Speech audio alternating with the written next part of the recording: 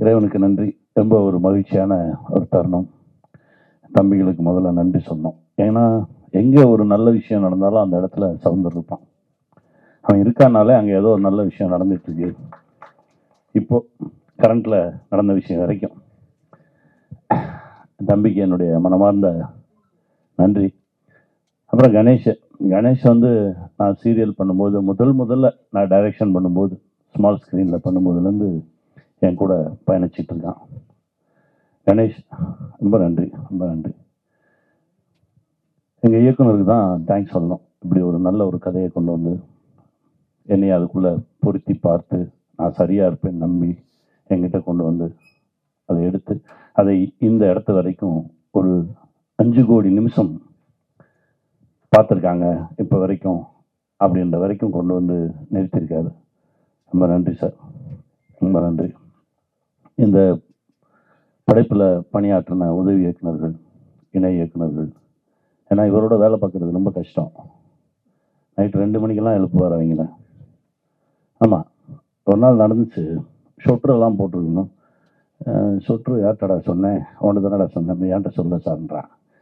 ஓன்ட்ட சொன்னா, இல்லை சார் என்கிட்ட சொல்ல. மொத்தமே 4 பேர் தானடா, இந்த 4 பேர்த்தையும் கேட்டால் என்கிட்ட சொன்ன அப்போ நான் யார்ட்டடா சொன்னேன் அப்படின்னு சொல்லி ஒரு பஞ்சாயத்து நடந்துருந்துச்சு.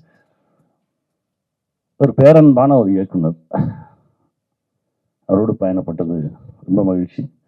ஜிக்கு என்னுடைய மனமார்ந்த நன்றி. இன்னொரு நண்பர், அற்புதமான நண்பன் ரவி, வாங்க மேலே வாங்க வாங்க.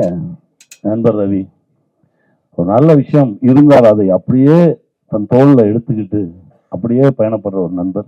வாங்க உட்காருங்க, இந்த இதில் உட்காருங்க, இந்த இருக்கு நண்பா, இங்கே வாங்க உட்காரு. உட்கார் பாப்பா, நீ இங்கே உட்கார. சிவானி இங்கே வா, வா சிவானி. நண்பர் ரவிக்கு என்னுடைய மனமார்ந்த நன்றி. ஜி வந்து அந்த படத்தை கை வைக்கலன்னா அந்த படம் ரிலீஸ் ஆகிருக்காது. ஏன்னா நிறைய முலாம்பூசி பேசுவாங்க, நான் கொஞ்சம் ஓப்பனாக தான் பேசுகிறேன். இந்த படத்தால் பெரிய பேர், பெரிய பெருமை. பார்க்குறவங்க அழுதாங்க, கட்டி பிடிச்சாங்க, குழந்தைங்கள்லாம் ஓடி வந்து கட்டிக்கிச்சு, எல்லா பெருமையும் கிடைச்சது. இதெல்லாம் நடந்தது ஜியினால தான். ஏன்னா தம்பி திடீர்னு ஒரு நாள் ஃபோன் பண்ணி சாய் வந்து ரொம்ப, அதாவது என்ன, ஒரு நல்ல விஷயம் இருக்குது அப்படின்னா அவன் எங்கேயோ கண்டுபிடிச்சிடறாங்க. ஆனால் ஒரே ஒரு போஸ்டர் பார்த்தேன், இந்த இதுதான், ஒருத்தன் பைய வச்சுக்கிட்டு நின்றுக்கிட்டு இருக்கான், எங்கேயோ பார்த்துட்டு நின்றுக்கிட்டு இருக்கான். அந்த படம் முடிஞ்சிருச்சா? அவன் முடிஞ்சிச்சா தம்பி, ரெடியாக இருக்கு, நான் பார்க்கலாமா, பாரு. அவன் படம் பார்த்தாங்க. படம் பார்த்து முடிச்சுட்டு அவங்க முதல்ல ஒரு பிள்ளையார் சொல்லி போட்டது தான் இது வந்து ரிலீஸை நோக்கி நகர்ந்தது. இப்போ இந்த 5 கோடி நிமிஷம் வரைக்கும் வந்திருக்கு. ரொம்ப சந்தோஷம். ஜிக்கு என்னுடைய மனமார்ந்த நன்றி. ஏன்னா சினிமாவுக்கு ஏன் வந்தோம்னு எனக்குள்ள ஒரு கேள்வி இருந்துகிட்டே இருக்கும். ஒவ்வொரு முறை வீட்டுக்கு போகும்போதும் இப்படி ஒரு இடத்துல இருந்து எந்த சக்தி நம்மளை தள்ளிச்சு, ஏதோ ஒரு சக்தி நம்மளை நகர்த்தி சென்னை வரைக்கும் கூட்டு போயிருக்கு. ஏன்னா யாருக்குமே சென்னைக்கு வரணும்னாலே சென்னைன்றதே பெரிய பிரமிப்பு. அப்படி ஒரு நகரத்தை நோக்கி நம்மளை நகர்த்தினது எந்த சக்தி? அப்படி நகர்த்தி இருந்து இங்கே இவ்வளவு நம்மளை பரபரப்பாக இயக்கிட்டு இருக்குன்னா ஏதோ ஒரு காரணம் இருக்குண்டா அப்படின்னு தேடிட்டு இருக்கும்போது தான் எனக்கு வினோதய சித்தம் பண்ணுவதற்கான வாய்ப்பு கிடைச்சது. வினோதய சித்தம் முடித்தோடனே நான் முடிவு பண்ணேன், இதுக்கு தான், இந்த படைப்பை பண்ணுவதற்கு தான் நம்மளை நகர்த்தி இருக்கு அப்படின்னு சொல்லி ஒரு பெரிய மனநிறை வந்தது. நம்ம ஜிக்கு என்னுடைய மனமார்ந்த நன்றி. இதுக்கப்புறம் என் ப்ரொடியூசரை சொல்லணும், ரவி சார் வந்து சிரிச்ச முகமா, அவ்வளவு சந்தோஷமா. எனக்கு அவர் தான் ப்ரொடியூசர்னு ரொம்ப நாளைக்கு தெரியாது. செந்தில் தான் வருவான், செந்தில் தான் பேசிட்டு இருப்பான். நான் வந்தாலே தள்ளி அந்த பக்கம் போய் சைடில் நின்று சிரிச்ச முகமா ஒருத்தர் நிற்பாரு. நம்ம பார்த்தா வணக்கம் மட்டும் அவரும் போடுவார். ஏன் யார் இது அவங்க கேட்டா, சார் அவர் தான் சார் ப்ரொடியூசர்னாரு. அப்படி அறிமுகமாச்சு. செந்தில் தான், என் தம்பி செந்தில் தான் எல்லாத்தையுமே அவர்கிட்ட இருந்து எல்லாமே அவர் எக்ஸிக்யூட் பண்ண வச்சது. செந்திலும் ஒரு தயாரிப்பாளராக இருந்தார்.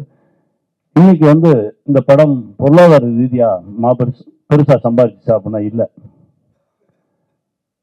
என் தயாரிப்பாளருக்கு லாஸ் தான்.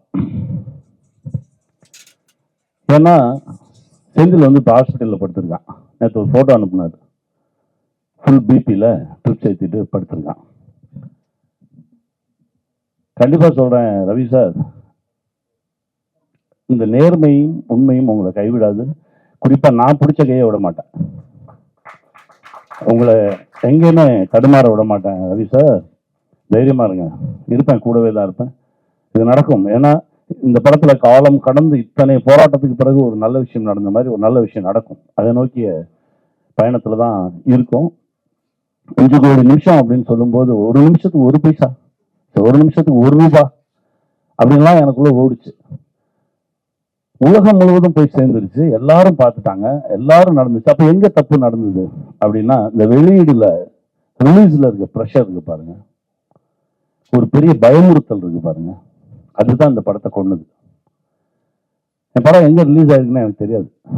நான் கேட்பேன் அவருக்கு, ஏங்க சிட்டியில் இருக்க எல்லா தேட்டரையும் போட்டு வச்சிருக்கீங்க, ஆனா தேட்டர்ல இல்லையே. தமிழ்நாட்டில் எத்தனை தேட்டர் ரிலீஸ் ஆயிடுச்சுன்னே தெரியல. அந்த அளவுக்கு ஒரு குழப்பம் நடந்துச்சு. எத்தனையோ நல்ல படைப்புகள் எடுக்கிறோம், ஆனா லேண்ட் ஆகும்போது தான் இருக்கிற பிரச்சனை அது.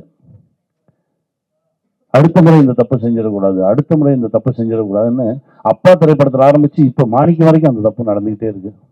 எப்ப சரியா போகுதுன்னு தெரியல. ஒவ்வொரு முறையும் சிராய்ப்புகள் தான், சிராய்ப்புகள் தான், அடிகள் தான், வலிகள் தான். ஆனா படைப்பு நல்லா இருக்கு. பரவாயில்ல, பார்ப்போம். சினிமா தானே, இவ்வளவு சக்தி கொடுத்துருக்குல்ல, உண்மையா இருக்கவங்கள சினிமா என்னைக்குமே விடாது. ஏன்னா என்கிட்ட விஎஸ் ராகவன் சார் சொல்லுவார், அண்ணின்னு ஒரு மெகா சீரியல் பண்ணும்போது அவருக்கு 72 வயசு. என்கிட்ட சொல்லுவார், உள்ள வந்தோடனே எனக்கு பாடத்தை கொடுத்துருங்க கனி, பாடத்தை கொடுத்துருங்க அப்படின்னாரு.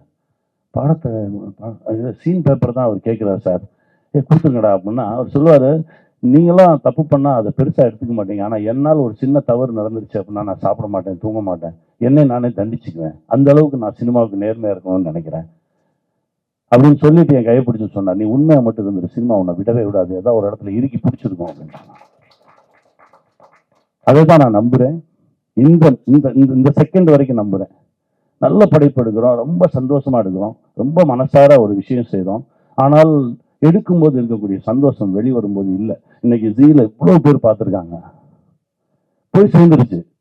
அதாவது எடுத்தவருக்கும் பெருமை, நடிச்சவங்களுக்கு பெருமை, எல்லாரும் பார்த்துட்டாங்க. ஆனா நடுவில் என்ன பிரச்சனை? சினிமா காப்பாற்றும் நம்புறோம், கண்டிப்பாக சினிமா எங்களை காப்பாற்றும். ரவி சார் தைரியமா இருங்க, வரேன், இன்னொரு 1 வாரத்தில் வரேன் உங்களை சந்திக்க, ஹைதராபாத்தில் சந்திப்போம். இது ஒன்று செய்யும், ஒரு மேஜிக் செய்யும் தெலுங்குல. அதையும் தாண்டி நான் உங்க கூடவே நிற்கிறேன். வாழ்க, வெல்வோம், வெல்வோம்.